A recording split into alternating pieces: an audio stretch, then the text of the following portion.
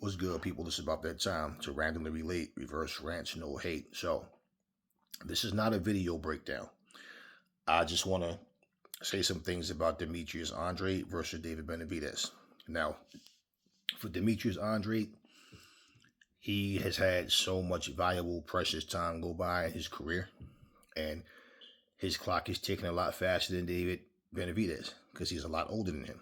Now, David Benavides, if he was to lose this fight,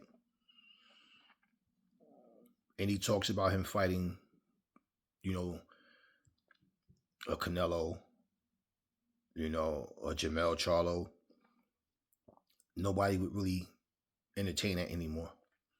If he should win this fight, then they will. Now, for Demetrius Andrade and the fact that he's younger, well, he has a lot more time to bounce back. Demetrius Andrade, on the other hand, needs this win. And he needs a Jamel Charlo or a Canelo. He needs a David Morrell. He needs these fights. He's wasted too much time in his career not fighting certain guys, whether it was his fault, whether it's the opponent didn't want to fight him. That time you can't get back. Now, I don't really like making predictions because shit can happen in the ring. And I'm not worried about being wrong. It's just a fucking prediction. I don't know for a fact who's going to win. It doesn't matter. I can tell you who I think is going to win, but it doesn't matter. So when I say I don't know, I'm not saying I don't know because I'm trying to be neutral. It's like, I don't know. I really don't know. And I haven't seen Demetrius fight in a while. So we don't even know how he's going to look when he gets in there. He might get in there and look rusty as hell. He might get in there and look like Father Time's caught up with him. I don't know. But I know that he needs this win more, and I'll say he needed more than David Benavides, again, because he's a lot older. And like I said, if Benavides lose, he has time to bounce back. Now Benavides, on the other hand, if this is what I don't know. Okay, I don't know if this is a one and done for Jamel Charlo. Okay, I don't know if he wins the titles. Does he stay there and defend?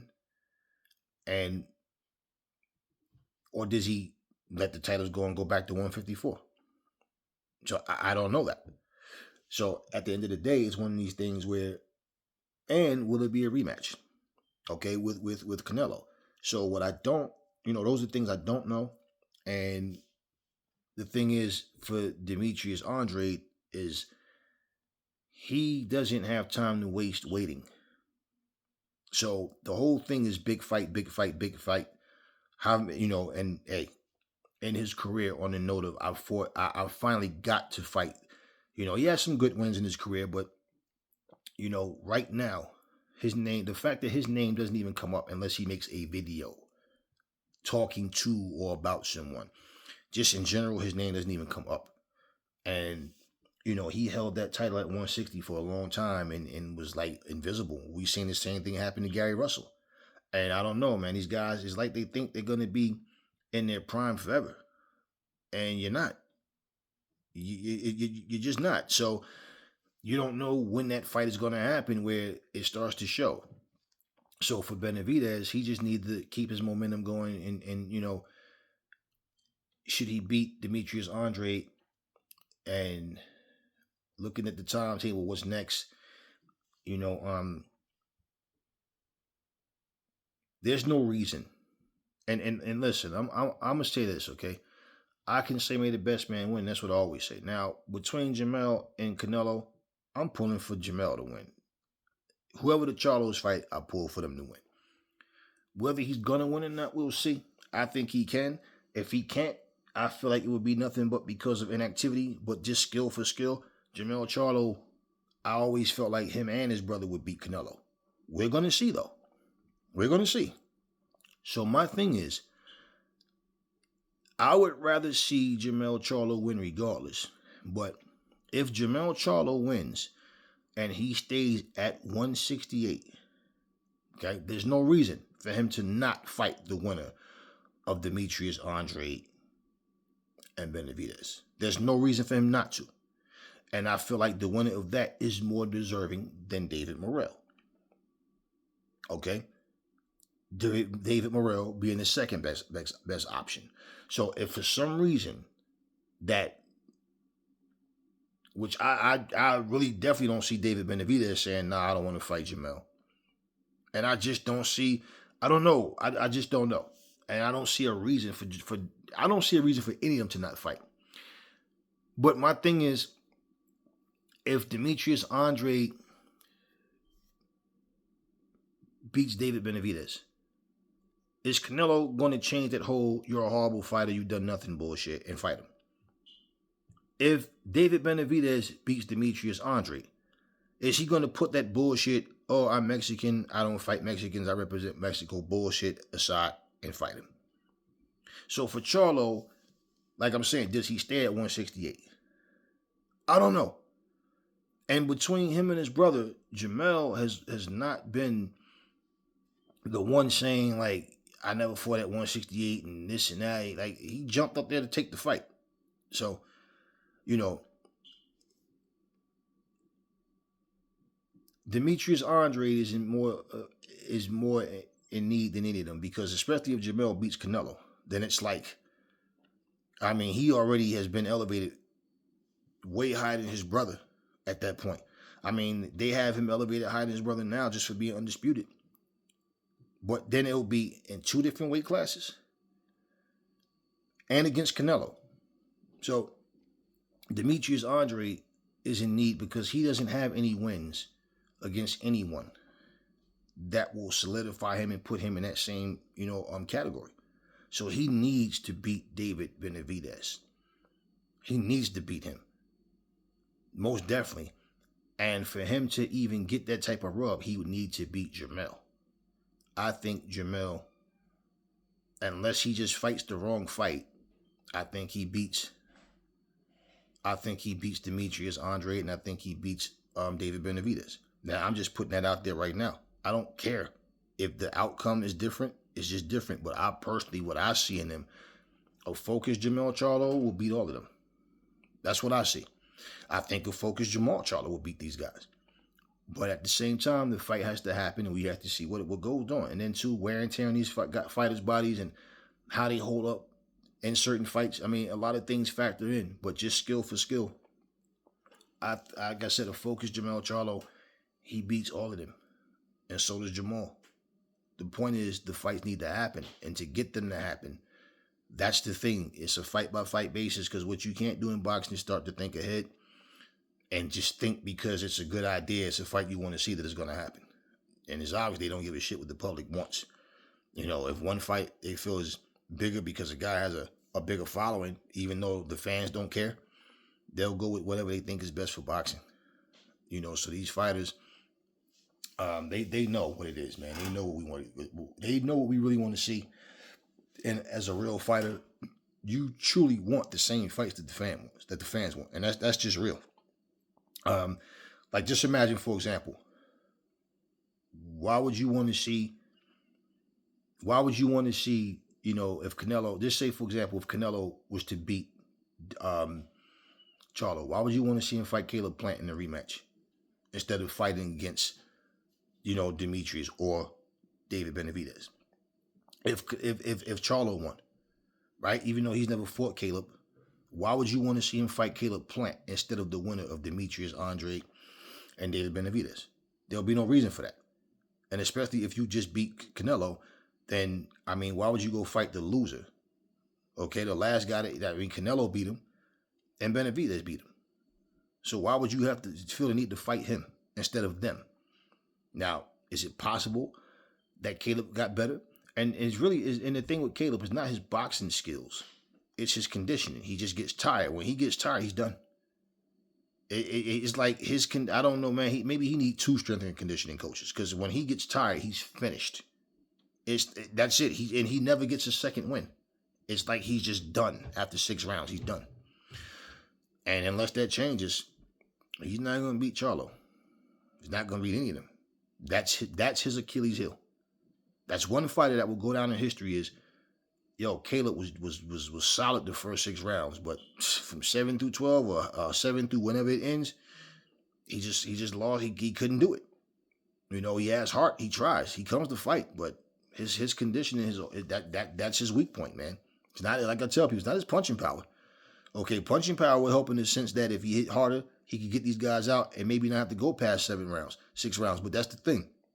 He has a decent punch. He's not like he can't punch. Okay, but it's like he's a boxer, and his MO is not to go in there and try to get you out of it. His MO is to go in there and box and win. And if the knockout comes, then the knockout comes. But when you get to these elite level fighters, where the better your competition, and they're pushing you harder, and that's the difference. Elite level, not just a fighter in general. Elite level fighters, you see that, yeah. He burns out, and even fights in the past when you seen him get tired, he was just able to still get the win. But again, you step up in competition, somebody's going to exploit those weaknesses. So, I mean, these are fights, man, that we want to see happen. We know we got Canelo and Jamel. Benavides and Andrade is supposed to be doing their thing, man. So, it's like, hey, keep it rolling, man. Keep the ball rolling. Especially like it just makes zero sense for two guys to fight in the same. You got four guys in the same division. They fight, and then the winner of each fight don't fight each other. What sense does that make? So if not each other, who? And what sense would it? Why? Stop talking about Jamal, Terrence Crawford coming up to 168 and all this bullshit. No. Demetrius Andrade is already there. David Benavides is already there. And like I said, we already know we got Canelo and Charlo. So, David Morrell, he's already there. He's already there. Let Terrence Crawford and Spence have their rematch or whatever's going to happen. If not, at going in fight against, Jaron Ennis. There's still work to be done. That's my point. There's still fights down there at the smaller weight classes. Not jumping up to 168 just because. I mean, it's like, let's look. And people don't understand something. This is a big jump from 154 to 168. Your body reacts different. People don't understand it's different when you're doing just day-to-day things versus when you're in it actually fighting. It's different. Now, the mindset to overcome that and have the heart, the will, the determination, that all kicks in, and that's great when you have that because that can make up for what may be ailing you in that ring, but that's a big jump. So, this is a fight that hey, man, I mean, if anything, everybody was looking more forward to Jamal Charlo because he was already at 160, but he was all talking about, I never fight at 168. You talk about a catch weight, and I'm looking at him like, Jamal, man, what's the fuck is bad? Come on, man. You at 168 or 160 already. You 6'1". You know what I'm saying? Like, come on, bro. Jamel coming in fighting at even, at 154. He coming at 154. Come on, bro. Like, so like, come on. You can do this 168 shit. But at the same time, Jamel said, fuck it, let's go. Gotta respect that. Gotta respect that, man. But anyway,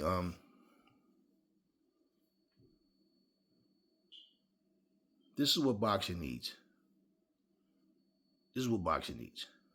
They need real boxers to go in there and fight real boxers. This is what boxing needs. We're starting to lose touch on the word boxing. And now they're surrounding the word boxing with entertainment. And I'm not being entertained by this bullshit. And it's just too much of the wrong things happening in boxing. And boxing needs this type of shit to happen. The top fight the top. And I'm telling you, if I had the money to run on the back and to run my own boxing league, man, I would clean this shit up and show y'all. Y'all be like, Aries, thank you. Because trust me, the shit that I'm talking about, it would work. And the fans would win. And the boxers, everybody involved would understand. We got integrity. We have respect. We have self-respect. We have honor. And we're real fighters. Not no fucking, let's just get that bag. Yeah, fuck everybody. No. Yeah, you going to get your bag, motherfucker. But you going to earn it each and every time. You're going to have tournaments. The ranking system is going to be based off win and lose. Fuck a sanctioning fee. We not none of that shit. It's who you win fight, how you win, who you win to. Or win against. A loss does not mean you can't fight. You ain't shit. No. But you're going to earn your keep. And the only time, that a pay-per-view is happening is when it's a stacked card. Simple. But until someone comes along and want to shake things up and make things mandatory and like, no, this is a system that's structured. Either you're a warrior or you not. Because that fucking hand me down, hide me, I don't want to fight that guy bullshit. Hey, let's stay away from him. No. Those days would be over. Long over. Long over.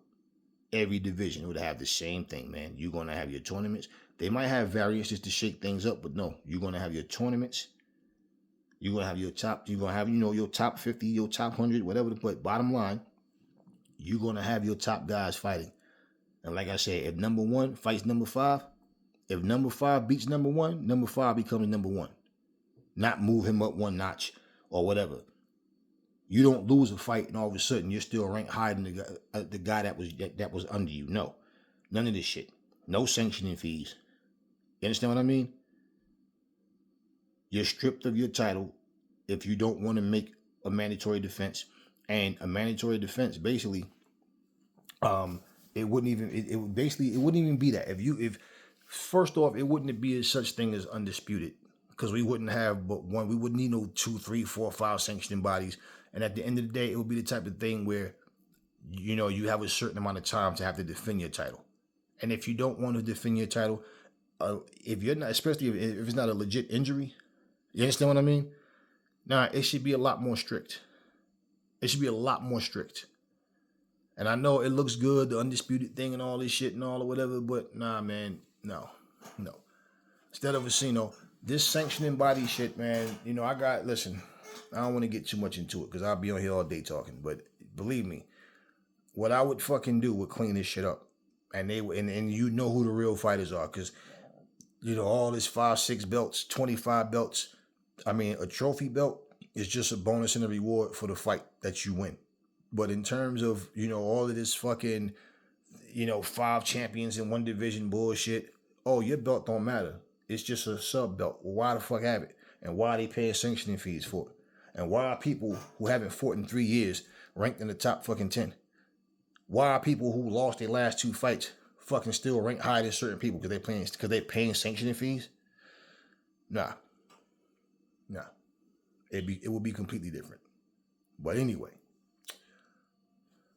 I'm looking forward to these fights that's coming up. And, like I always say, may the best man win. And reality is,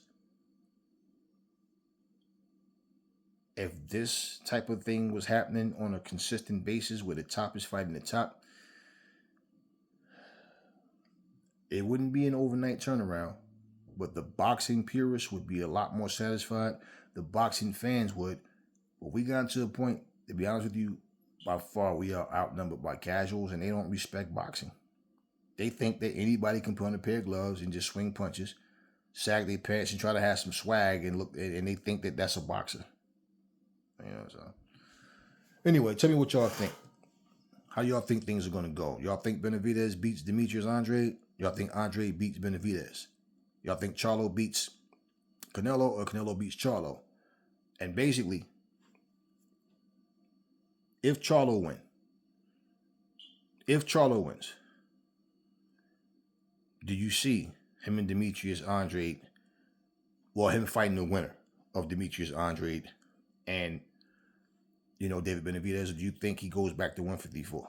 This is just a one and done. If Canelo beats Charlo, do you think he finally fights either one? Because he gave both of them excuses to why he won't fight them. But what do y'all think happened? Talk to me in the comment section. Never fall in love with lies. Remember, the truth brings hate out of people, and I will catch y'all on the next video.